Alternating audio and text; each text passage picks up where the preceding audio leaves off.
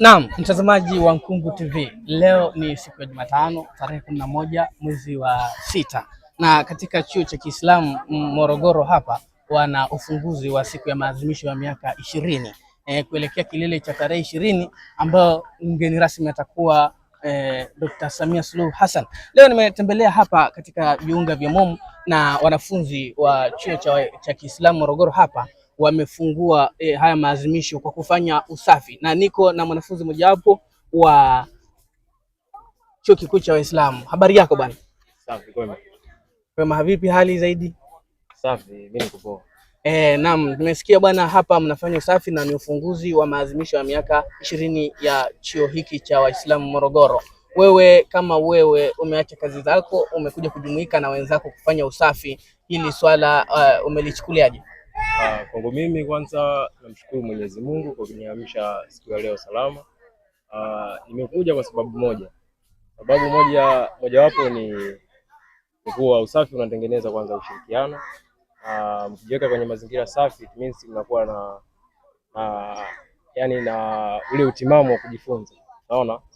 Kwa hiyo binafsi yangu nimetoka nyumbani, natokea mbali kidogo, lakini nimekuja kwa sababu hiyo ya kufanya usafi na kushirikiana na wenzangu kwenye swala hili muhimu.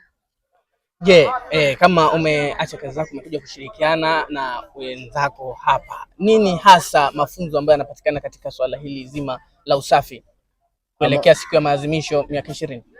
Mafunzo ni mengi sana ambayo yanapatikana kwenye swala la usafi. Mojawapo ni kuwa inatufanya yani tuweze kuorganize, yani inatufanya tuwe pamoja, yani kitu kimoja, na kama unavyojua umoja ni nguvu na utengano ni udhaifu. Kwa hiyo tulivyokusanyika kwa wingi, it means tumefanya kazi mpaka muda huu tunaona kabisa watu wamefika sehemu kubwa sana na mazingira yamekuwa safi.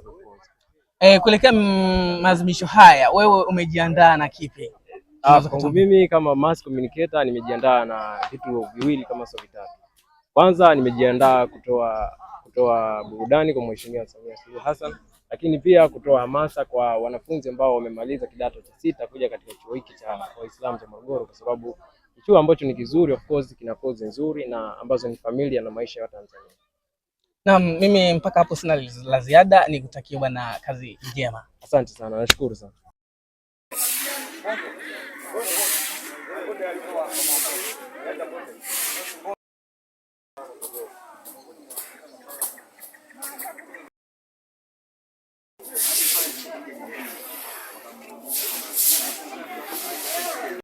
Naam, nikiripoti katika chuo hiki cha Waislamu Morogoro, mimi ni Osama Nkungu wa Nkungu TV.